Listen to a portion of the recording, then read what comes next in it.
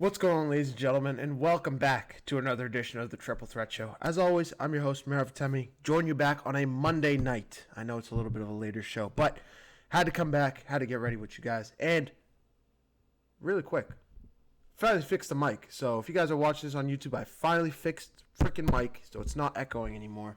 It's all set. Not going to happen again. It was a simple button that drove me nuts for weeks, but it's all set. It's all done with. We got a loaded show to get into. Before I get into any of that, drop a follow on YouTube, drop a follow on TikTok, wherever you get our content. We are live every single time on TikTok. Always live on YouTube at the Triple Threat Show. TikTok, Rob's Boston Sports Takes. All of our posts go onto Instagram. Pretty much our app, as well as Apple Podcasts, Spotify. We're going on the fly here with some of this stuff, but yeah, let's get on into it because we do have a lot to get into. We have a lot of sports to get into from the weekend. We got an NCAA championship to recap, an NCAA championship to get into, to preview. That's tipping off in the next 5 minutes or so. The NBA is heating up. The WNBA had a massive trade in it. There is a lot to get into, so let's get right into it. I'm starting off with the men's side of things. We saw Sunday, we had the women's NCAA championship. Today is the men's side. It's the men's time to shine. It's UConn, it's Michigan. It's the two best teams in college basketball right now that have proved it time and time again. It's Dan Hurley versus the Big M in Michigan. It's Natty Murray versus Terrace Reed. It's the two big guys. It is just pace, it is space, it is speed, it's dribbling, it's athleticism, it's defensive prowess on both sides. Both of these teams are the best teams in college basketball. They are. Arizona, we thought this game between Michigan and Arizona was going to be for all the marbles, is going to decide who the best team in college basketball was, until we saw what UConn had in store for us against Illinois. Being able to shut down the two big guys in Illinois and David Merkovich.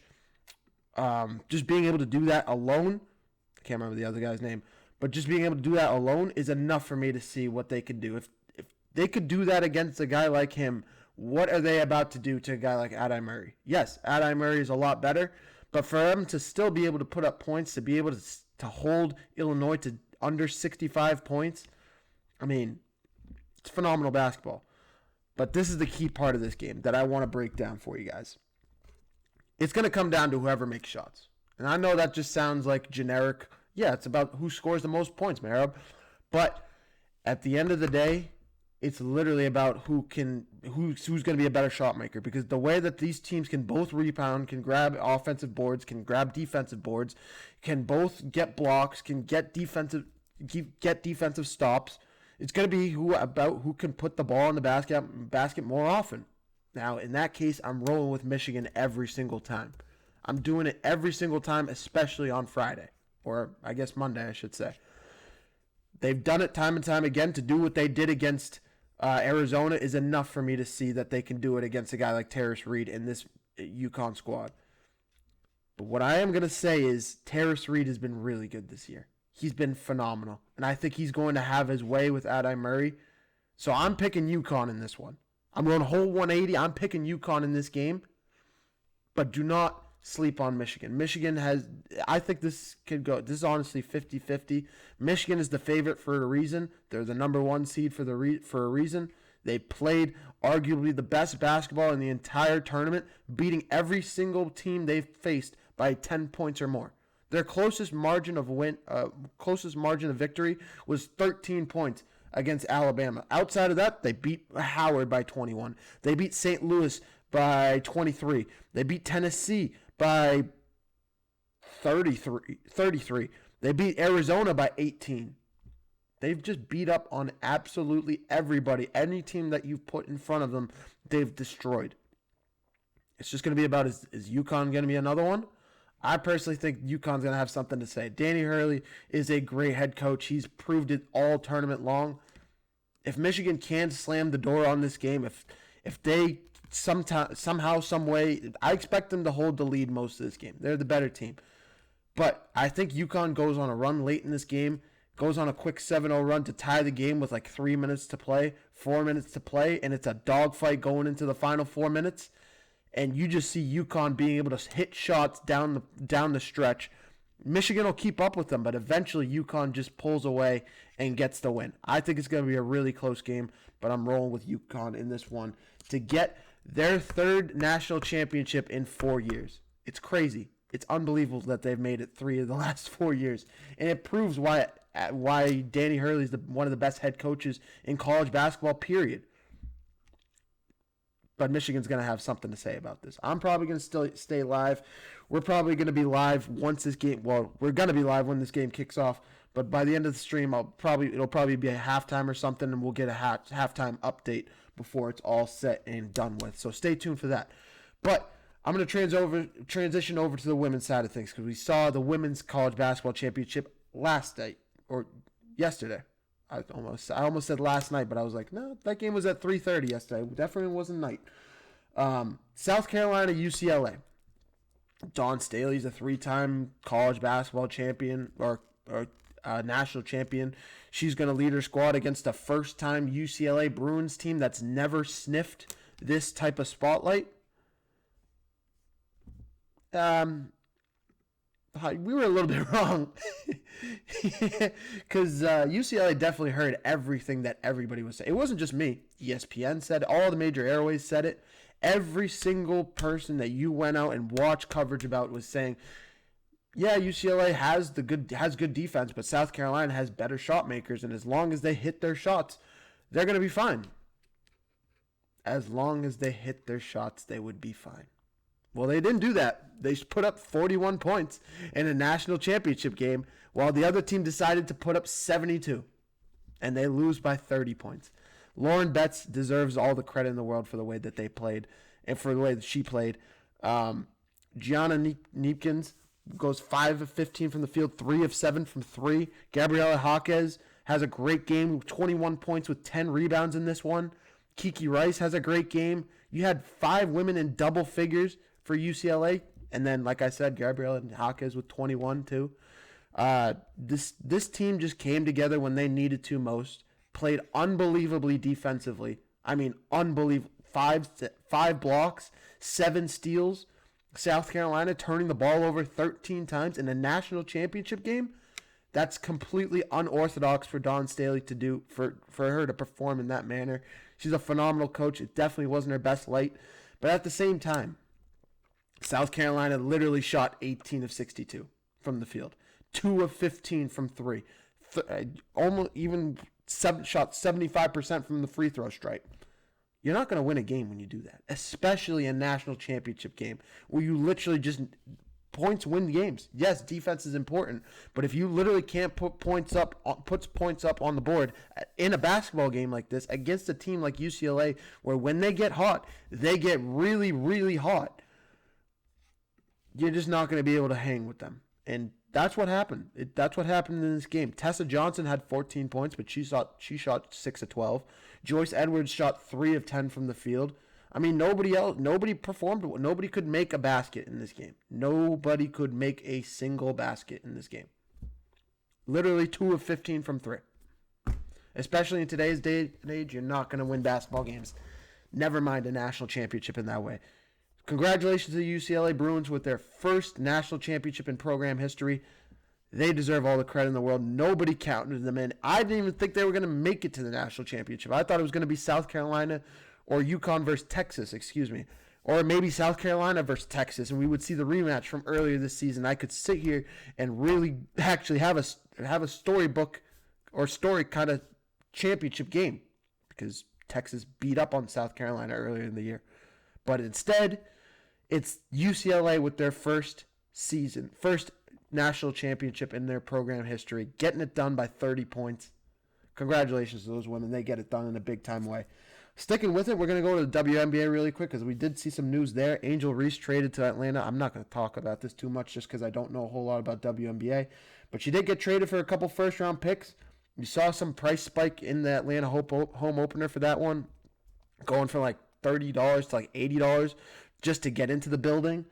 I mean, everyone around Atlanta seems like this is a really big move. I know her and Chicago weren't really meshing. She wasn't getting a whole lot of success with the Chicago Sky. So this is a good time. This is a big time move for her in the WNBA, especially as a star player with her caliber. She's one of the most.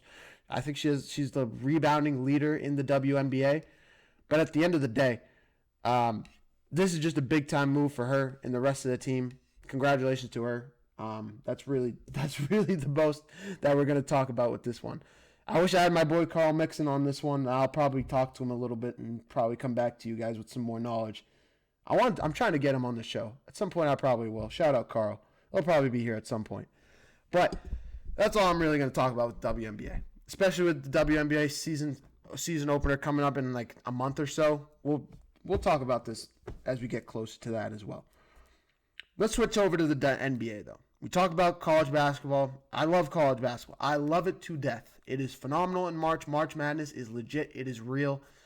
WNBA, phenomenal. Women, get your flowers. Keep doing great things. But let's move to the NBA. Let's move to what really is the best basketball, in my opinion. Not only entertainment-wise, but just best basketball going on right now. Period. I'm going to start in LA. Luka Doncic is getting specialized treatment in Europe for his hamstring strain. If you guys don't know, he has a grade 2 hamstring strain. Him and Austin Reeves. We'll get to him in a second. But Luka Doncic with a grade 2 hamstring strain, which is a minimum 4 to 6 weeks recovery time. I'm not saying that he has no chance in coming back because his timetable does say indefinitely, but they did say he would be out the regular season and try to come back for the playoffs. I don't know how he's going to do it. You don't mess with a hamstring strain, but he's going to try to get, an injection procedure on his hamstring to get probably a cortisone shot to try and recover, to try and mend some of the tendons in his hamstring, try and reduce some of the inflammation, take it game by game, day by day, and try and get back on the court. Because honestly, if the Lakers, it's clear the Lakers don't really have a chance without him. We'll get there in a second as well. But like I said, Austin Reeves with a grade 2 oblique strain as well. 4 to 6 weeks out for him as well. This is a Lakers team that has no offense. We saw it last night when they played the Mavericks. First of all, they gave up 45 points. Yes, 45 points to Cooper Flagg. Does that kind of mean more on Cooper Flagg than the Lakers team in general? Kind of yes, because this is a guy in Cooper Flagg that just put up 51 points in a game last week. That's what Cooper Flagg has meant to this Mavericks team, and he's honestly the only light that you can really shine on when you're looking at this Mavericks team. But fun fact, this was actually the first game where a teenager and a 40-year-old put up more than 20 points in a game. First time in NBA history. LeBron putting up 30 in this one. Cooper Flagg with 45. Both of these teams just went back and forth throughout this one. Lakers go on a late run to force overtime. But in the end, it was always going to be Dallas in the way that they played. They've been the red hot team all season long. Well, maybe not the red hot team but Cooper Flagg is the guy that's really their only shining light. He continues to get better late in the season. I think when they get Kyrie Irving back and they can hopefully build some pieces around this team, they might actually be able to do something. But until Kyrie Irving comes back, I don't think this team is going to be anything. Cooper Flagg is still sitting on an island trying to do everything himself. I mean, he had damn near a triple-double last night. 45 points, 8 rebounds, 9 assists for the kid. 2 steals, a block. Just a phenomenal game all around. Played nearly 40 minutes. And this kid's still like 19 years old. Yes, Jason Tatum, he's 19 years old. No, Cooper Flagg, he's the man over there. But on the other side, like I said, the Lakers just don't have it. They don't have it. LeBron puts up 30 points, 15 assists, 9 rebounds. 42-year-old nearly putting up a triple-double in a game. Has a double-double. You can't ask for more from a 42-year-old like that. I don't know how else to describe it. He's not 2018 LeBron anymore. That was 8 years ago. But he's being asked to do pretty much the same thing. Rui Hachimura, the next leading scorer with 21 points, goes 3 of 5 from 3. Great game from him. Happy to see he's starting to get his game back. Luke Kennard puts up 15 points with 16 rebounds and 11 assists. He's normally a shot maker, not a rebounder, not a general point guard. That's Luka's job. If Luka can get back on the court, this might actually work for some of these players, similar to what's going on in Detroit, just because they can actually get some chemistry going with some of these players without Luka on the court. But until Luka gets on the court, it's a pipe dream for the Lakers to get anything done. If they were in the Eastern Conference, maybe you could convince me that they have a chance. If they're going up against the Sixers or like the Hawks or even the Cavaliers, they might be able to force a lengthier season or a series for Luka to possibly come back. But when you're playing the Western Conference, when you're possibly playing the Rockets, the Timberwolves, the Nuggets in a first-round series, and oh, by the way, even if you get past the first round, you have the Thunder waiting for you, the Spurs waiting for you. If you don't have Luka, Austin Reeves, and LeBron on the floor together, healthy, playing great basketball, you won't even have a chance to see a Game 6 against some of these teams. You don't even, I mean that so seriously. And with the current state of things, unless they play the Rockets, they're probably getting swept in every one of these series. The only series I give them a chance to win a game in is against the Rockets. And even then, I'm not that comfortable saying that because of what we saw last night from them as well. They took down Steph Curry in his return for the Warriors. Great time, great game for Steph Curry to come back. He came off the bench for them, but still put up 21 points in this one. At the end of the day, it was Alperen Şengün with the floater to put the game on ice in the last closing seconds, in the last 15 seconds. Steph Curry had the game in his hands, put up a three, missed it. Some may say if you put it up earlier, the putback shot went in. So honestly, you could have shot it a second earlier, and you could have had an opportunity to win the game. But at the end of the day, Steph Curry doing what he does best. I said 21 points. Make that 29 points. Didn't have the best shooting day, but he still shot 5 of 10 from 3. Still shot 11 of 21 from the field. But it was the guys around him that started to actually continue to get better. It was Brandon Podziemski who got a lot better without Steph Curry in the lineup. It was literally a 20-point scorer every single night.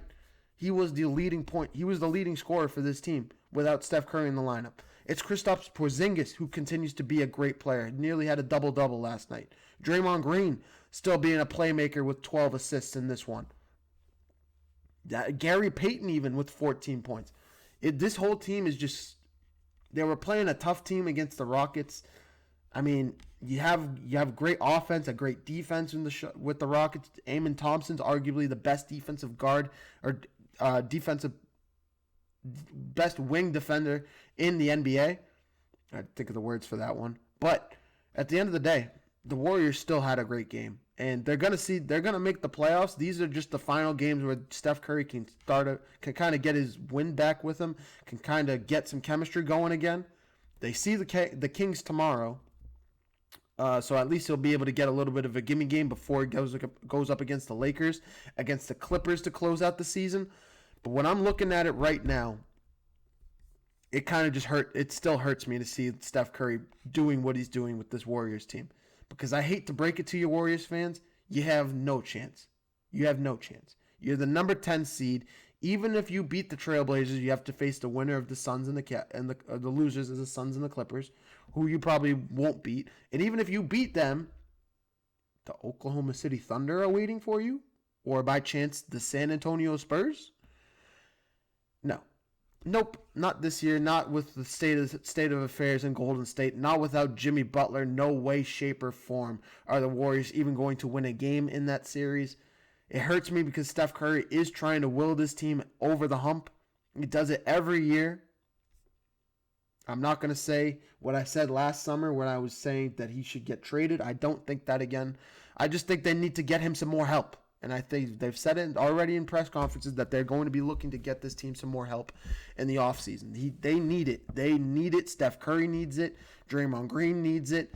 Brandon Podziemski is a blossoming star. He continues to get better. He's like a Tyrese Maxey-esque player. He continues to get better. Kristaps Porzingis is there. Gui Santos. I probably just butchered the first name, but he continues to play really well off the bench. Gary Payton II is a great player. You have players. You have DeAnthony Melton, who's a great bench piece. But if you don't have guys offensively like stars that can play with Steph Curry that you can rely on, that the young guys can actually have a break and not have the pressure on them every single time they step on the court, every time they have the ball in their hands, that if they screw up, the game is over, you're not going to be able to develop anything. Yes, throw them in the fire. Cool. Expedite it, but it could also break some of these players. Not everybody is a diamond sitting over there getting ready, just begging for their opportunity. LJ Cryer has been a good one for this Warriors team, and that's another one that he's hurt right now, but when he comes back, he's going to be a good piece. But you need more star-studded talent. They're going to need to go out there and find something for this team to get better with. That's really all I got for the Warriors side of things. Going through the list, we're going through yesterday's games into today's. So buckle up. We got a lot of basketball to cover. This is just the scratch of the surface. You got the Hornets. Took down the T-Wolves last night. The Hornets continue to get better. Still sitting in the play-in tournament. I'll be back probably tomorrow. I want to do a full NBA breakdown, Eastern and Western Conference playoff seedings, who I predict where they're seeding, where they're going to end up in the seeding. I'm going to break all of that down tomorrow. But for today, right now, Hornets take down the Timberwolves. The Timberwolves still missing Anthony Edwards, still missing Jaden McDaniels. They're begging for these two guys to come back, especially in the Western Conference with where they are. But when you look at this Hornets team, when you see LaMelo Ball dropping 35 points a game, you see Miles Bridges with 25, you see Con Knipples still getting better and better. Yes, he is in a little bit of a shooting slump right now, but I don't expect that to continue. He does still have a few more games to get his bearings back under him, to see the ball go inside the hoop a couple more times, to get some of that wherewithal back. Same thing with Brandon Miller. I think these guys are still young, that you just got to give them a break. Moussa Diabate. You got to roll with the experienced legs, and I say experience very lightly because these guys are just babies in this situation. They've never even come close, sniffed this type of a scenario.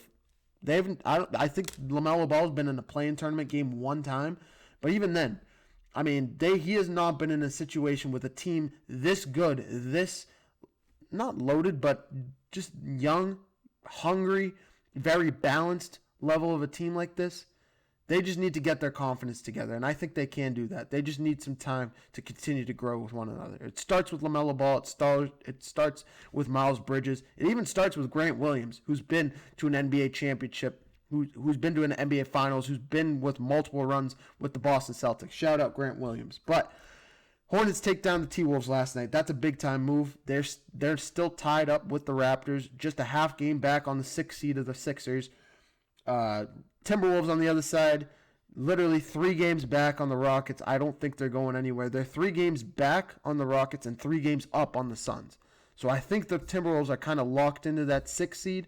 But again, you need some of these guys to get some chemistry going. I would assume who's been really good. Julius Randle's phenomenal. The rest of the team is still continuing to perform really well. Dante DiVincenzo, Rudy Gobert, Mike Conley, Bones Highland. These guys are performing. But it doesn't, Naz Reid. But if you don't have your star-studded players, Anthony Edwards, and your defensive guy in Jaden McDaniels, you're not going to beat some of the best teams in the Western Conference. You're just not going to do it. Anthony Edwards, we'll keep our eye out. He's not playing tonight. He's questionable for tomorrow's game, actually, against the Pacers. So we'll keep our eye out for that, and I'll have an update for that tomorrow. But that's really all we got to see right now with the Hornets. Other than that, we can go into some of today's. Those are really the 2 big matchups from yesterday. For today, you got the Knicks and Hawks going at it. That's a big-time game with these two, this is a 3-5 matchup right now. The Hawks have been playing phenomenally. They're 8-2. They're on a 4-game win streak. The Knicks on the other side, clinging to the number 3 seed. And I say clinging very lightly. You'll see in a second what I mean. They're 1 game back on the Cavs, but they're still 7-3 in their last 10. They're at home. They're on the road against against the Hawks. So this is a big-time game for them. They're trying to stay in the hunt for the number 2 seed, still trying, like I said, clinging to that number 3 seed, but the Hawks are really hungry. I don't think they're going to get the 4 seed from the Cavs. I think they're 4 games back, but they're just still trying to get as much momentum as they can going into the playoffs. This team is young. This team is hungry. This team is athletic, can defend, can pass, can shoot, is fast-paced. They remind me similar to what the Pacers were last year, but of course they don't have Tyrese Halliburton, so they're not the same. They're the Tyrese Halliburton-less Pacers of last year. But Jalen Johnson is not a scrub. This kid continues to play great basketball. Double-double in the fourth quarter right now with 7 minutes to play, 21 and 10. I mean, Dyson Daniels is arguably, I said to Amon Thompson, Dyson Daniels needs to be in that conversation. So does Asher Thompson as well with the Pistons. Amon Thompson's brother, yes. But Dyson Daniels deserves to be in that conversation as well. CJ McCollum, this guy, we all thought he was a cast-off. He was done. He's 34 years old. He's getting old. We remember his days with the Portland Trailblazers in the late 2010s, early 2020s. I mean, and then he went to the Pelicans. His career kind of just flatlined a little bit. You die with the Pelicans, really, these days. But he comes over to the Hawks, and this guy averaging 18 points a game. He's shooting phenomenally, 45% from the field, being able to get his assists up, his points up. A great wing defender, has 2 steals and 2 blocks in this game. This guy, he's not even having his best shooting day. This guy is an easy 20 point per game scorer when he wants to be. If he stays healthy and he gets his opportunities, his shots up, he's an easy 20 point per game scorer. The thing is, he loves to pass the ball. He's a great point guard in his right, and he deserves all the credit in the world. Also, another problem is this team is loaded with shooters. Nickeil Alexander-Walker, Zachary Rissacher, you have Jonathan Kuminga, who's really loved his role with the Hawks, even though he is still a little bit iffy when he wants to be. You have Gabe Vincent, who's still on this team. Buddy Hield is still on this team. Onyeka Okongwu is still on this team. He's still playing great basketball as a center. He's a shooting center. All these guys, they're young, they're fast-paced, they can play great in space. They're great defensively. Watch out for the Atlanta Hawks. And when I do my full breakdown tomorrow of the Eastern Conference, I won't do any picks, but we're going to talk a little bit about this Hawks team because they deserve a lot of credit for the way that they've turned around their season.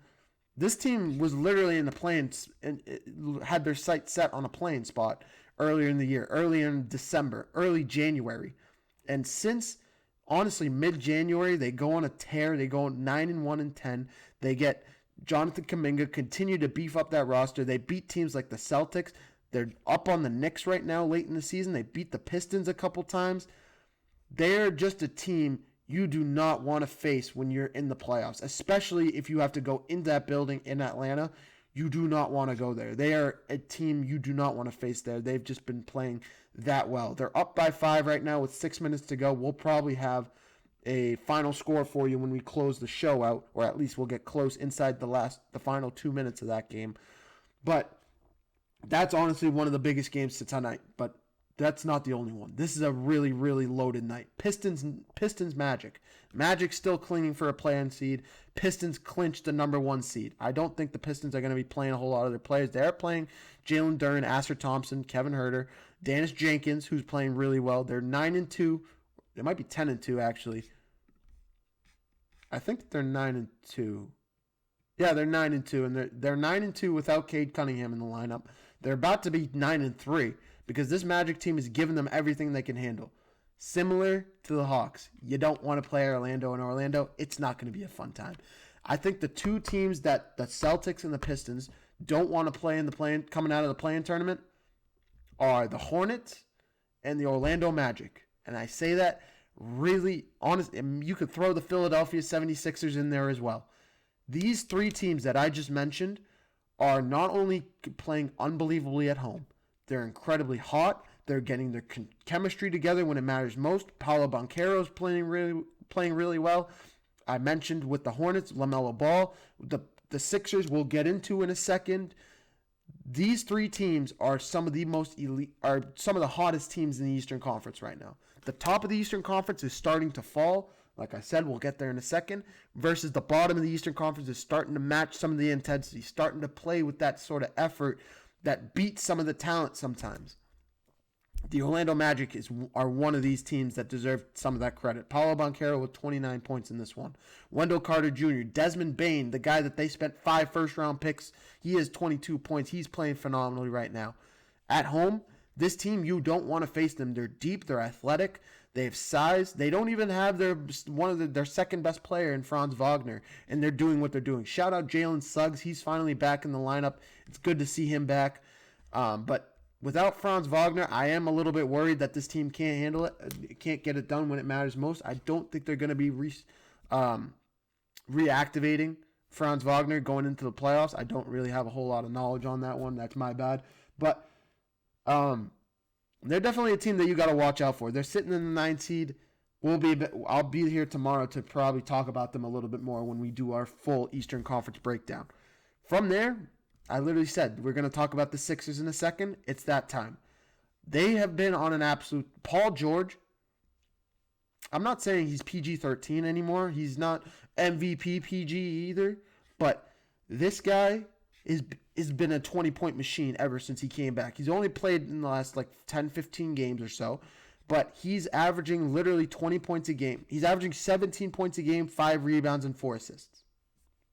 Right now, in one half, he has 13 points. Joel Embiid, 20 points in the first half. He continues to play really good basketball. I want to see him back on the court more often. I say that again and again. I know what the Sixers are doing. They're trying to keep him healthy, especially with the playoffs right around the corner. But you need this guy, especially late in the season in big games. This is one of those games I'm happy he's playing again. They're playing the San Antonio Spurs. They're playing the San Antonio Spurs. They're playing Wemby. They're getting their test in. They're getting Stephon Castle. They're playing De'Aaron Fox. They're playing Dylan Harper. They're playing the creme de la creme of the Western Conference. And that's what proves if you're a really good team right now. They have the playmakers to do it. Their record doesn't show how good of a team they are. They've really just been relying on the duo of Tyrese Maxey and VJ Edgecombe all year, which VJ Edgecombe's still trying to find his role in this offense with the two back together, with Tyrese Maxey still on the floor. But they're still playing good basketball. It's really the duo of Joel Embiid and Paul George right now. Maxey, 0 points in the first half. Don't love to see that, but still only taking 4 shots, being more of a playmaker right now with 7 assists. But you need this team firing on all cylinders. You need the chemistry going at its highest, at its best, if you want to beat some of these teams that they're going to be facing. If you want to beat the Knicks, if you want to beat the Cavs, if you want to beat the Celtics, if they find themselves in the play-in tournament. Sixers definitely a team to watch. I don't think they're going to fall into the play-in tournament, but we'll be here tomorrow again to really break this down. This is a big-time game for these two teams. The Spurs are up by 7 at halftime.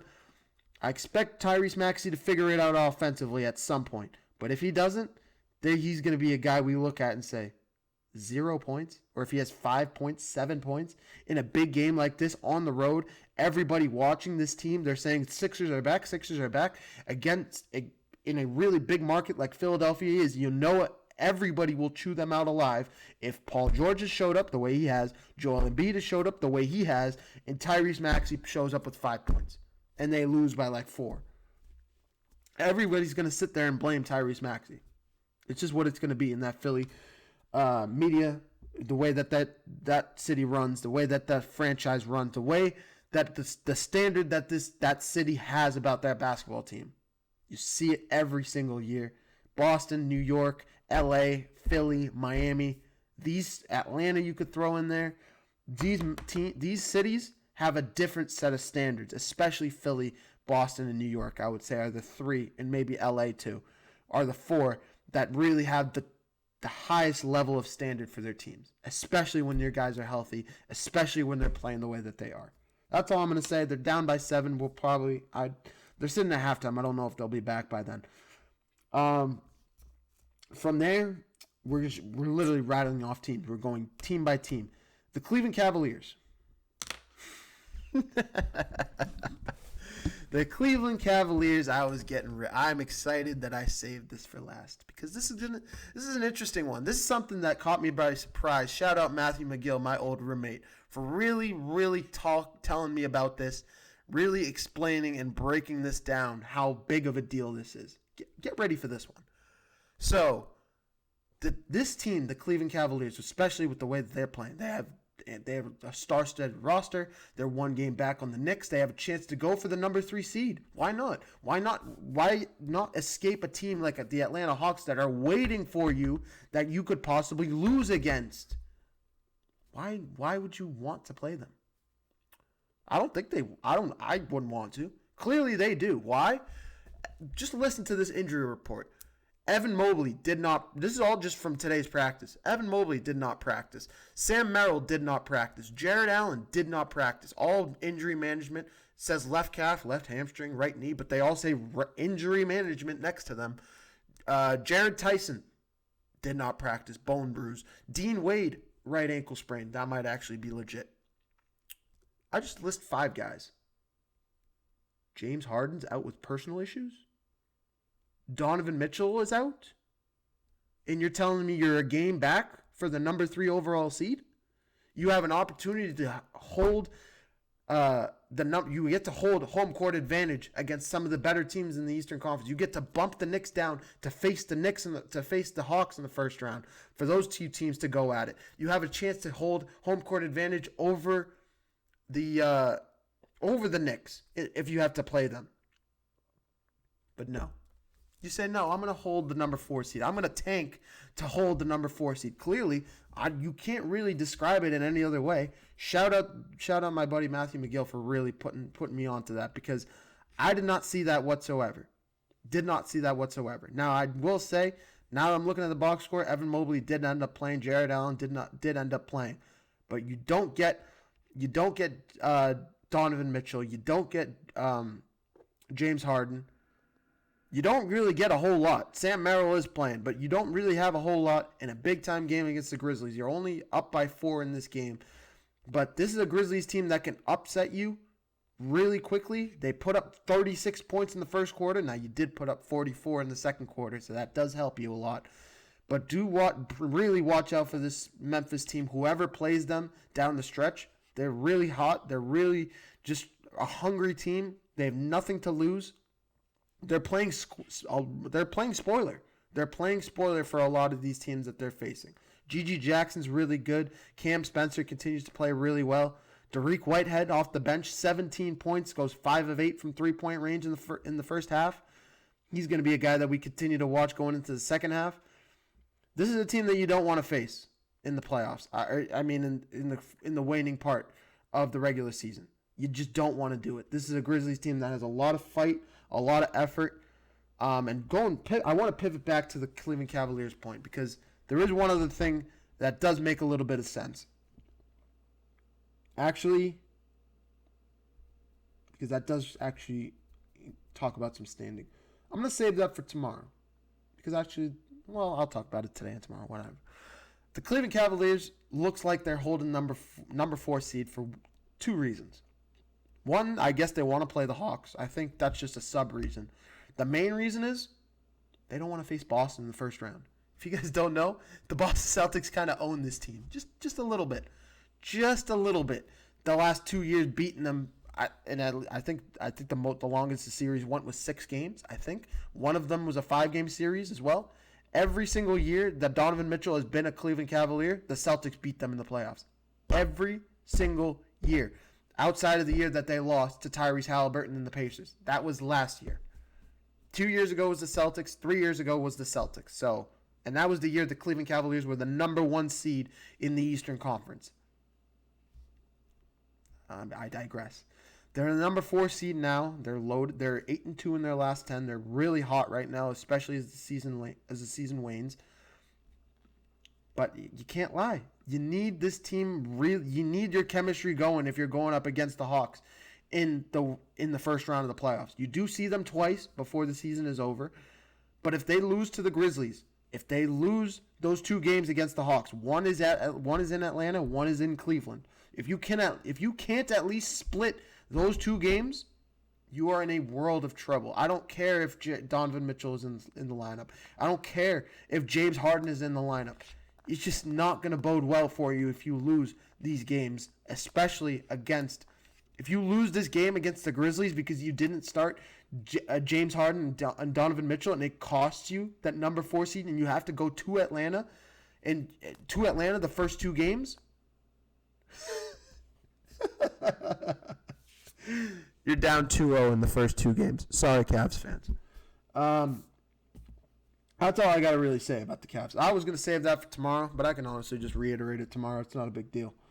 I'll have better update. The Grizzlies are literally up by 1 point right now as we go into the third quarter. We'll have an update on all of these games before the show is over as well.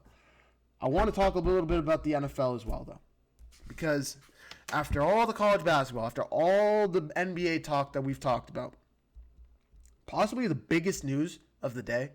Well, maybe not the biggest news, but the biggest news of today, definitely not the most important news, the most important topic. Biggest news of today, breaking news. Dexter Lawrence requests a trade from the Giants.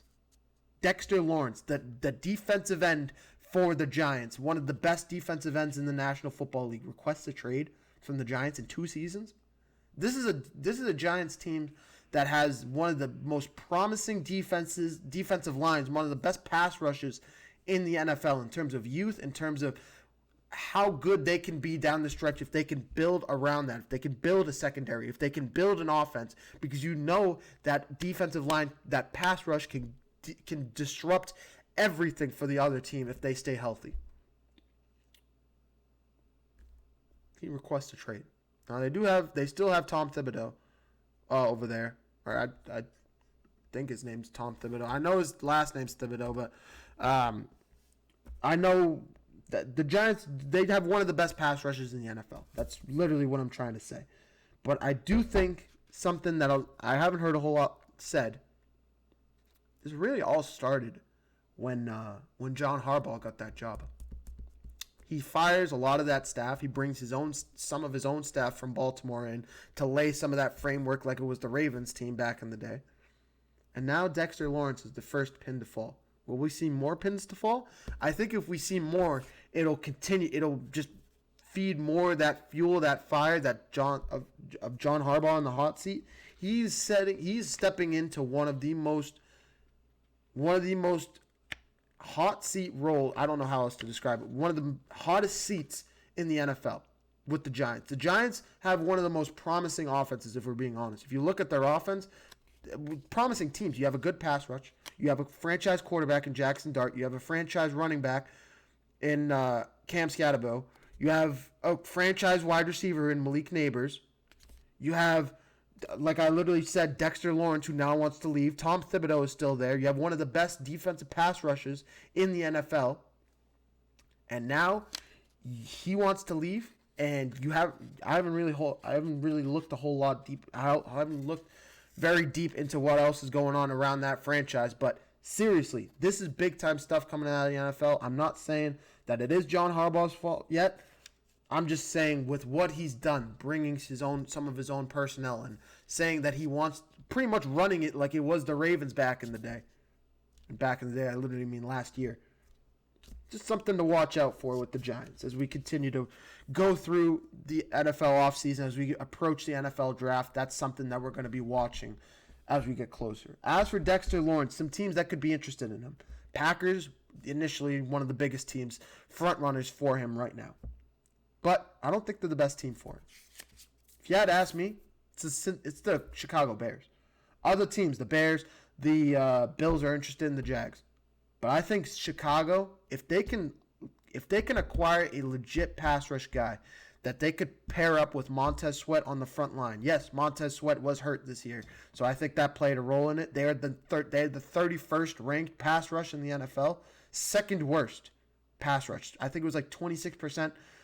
They could get to 26% of the time or 26% of the time the opposing quarterback was under duress. The Bears would be interesting if they can get Montez Sweat along with that back line, with how good that offense is. If they can somehow try and get stops instead of playing catch up and superhero Caleb Williams in the last 2 minutes of games like they did all season long, I think this Bears team could actually have a legit chance to possibly win the Super Bowl or at least get to the Super Bowl. I'm being so serious. That is how good this Bears team is. That's how good their offense is. Their defensive secondary only got better, adding Kevin Byard. If you can add to that front line, the Bears of old could be back. And I'm not saying like the Brian Urlacher days or anything, but I'm saying the Bears when they were actually really good and Super Bowl contender level Bears. That is what an addition like Dexter Lawrence could make to this team. I'm being so serious. That's all I'm going to say about that. With how good that offense is, if they can add Dexter Lawrence, watch out for that team. They are going to be phenomenal. They're going to be one of the scariest teams to play against as we get closer. To the index here, we talk about Boston sports every single time we get to this point, along with whatever extra news. We pretty much talked about the extra news as we started the show, so this is all just going to be Boston's talk. If you don't like Boston, I'm sorry. You guys got to deal with it. If you do love Boston, hey, what's up, guys? Boston fans, meet Boston fan. Bruins. The Boston Bruins have dropped 3 straight games. Yep. They literally go from being in contention for the Atlantic Division, which they're still in contention. They're only 7 points back on the number 1 seed. They're only 5 points back on the number 2 and 3 seed.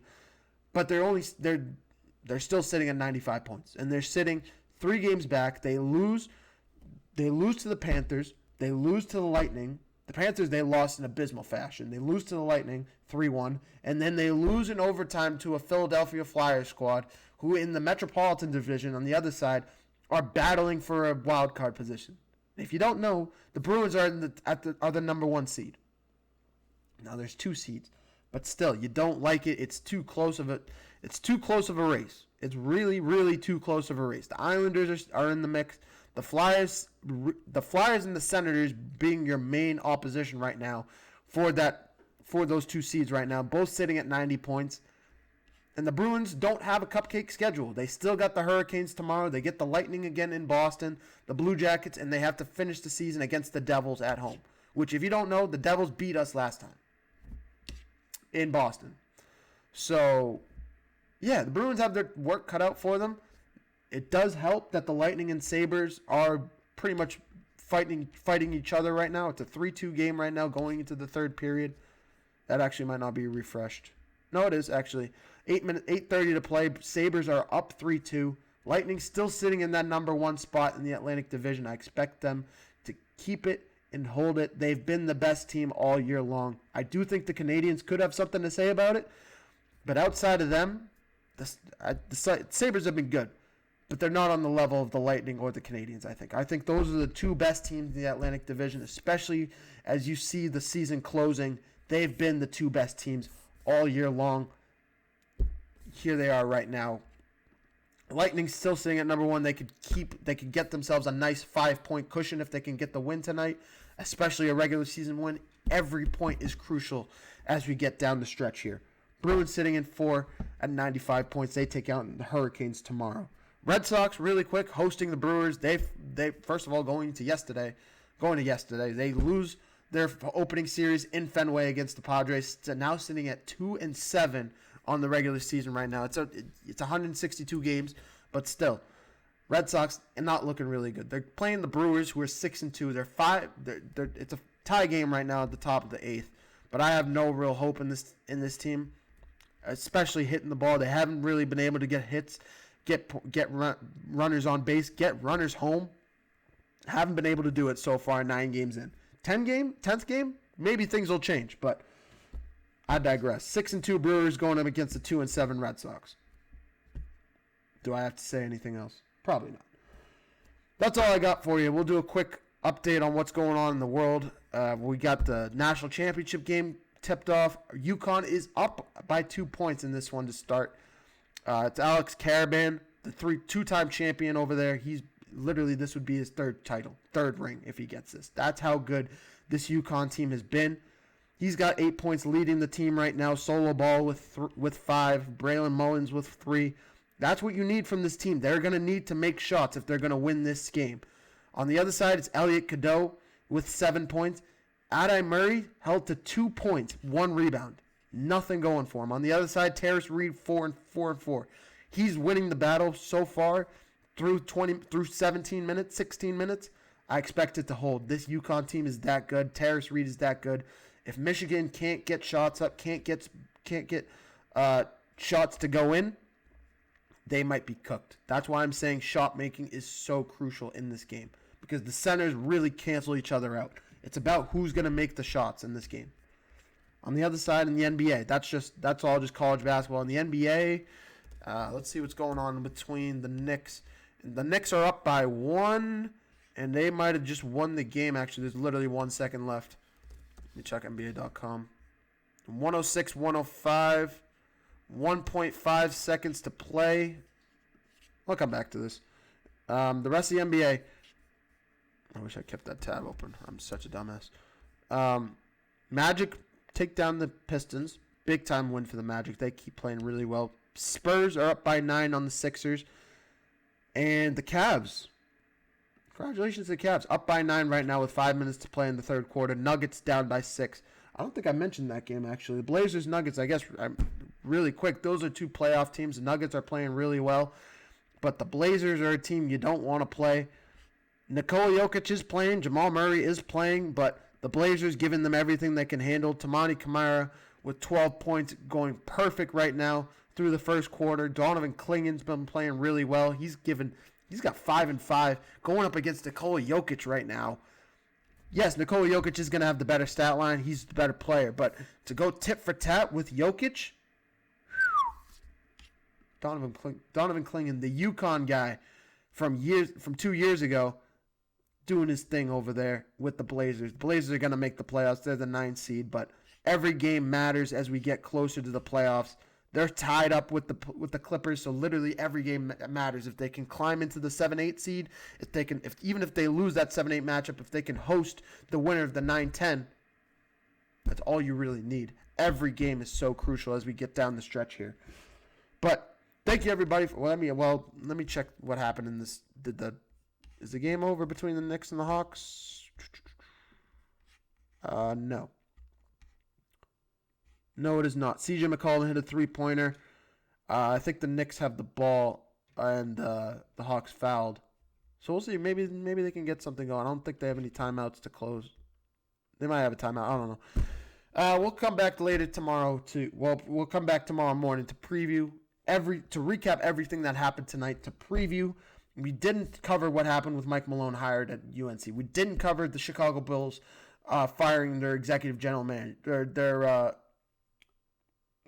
vice president of basketball operations. Excuse me. That's a whole lot to talk about there. We got to talk about some Celtics talk tomorrow. We got the Bruins on tomorrow. We got the Red Sox.